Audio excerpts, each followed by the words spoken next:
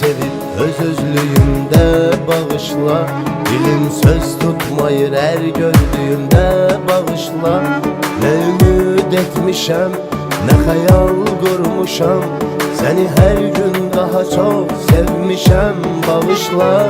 Seni gizli sevip öz-özlüyümdə bağışla.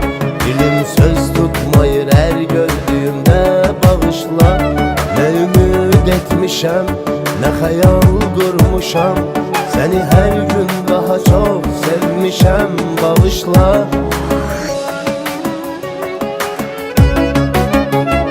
Seni düşünmeyden her gün beni öldüreceği bir gün diye bilmediğim gizli mehabbet.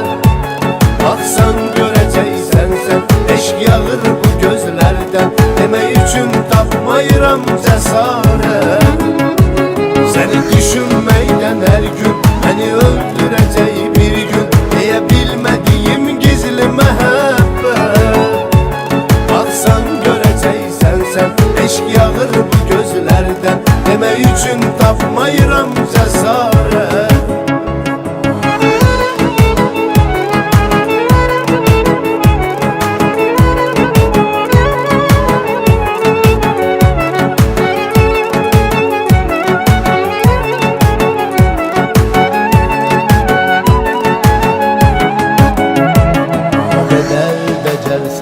Şirinsen, gözelsen, o kadar benim için doğmasan özelsen. Dermanım, tabibim, dili baldan şirinim, yüzü ay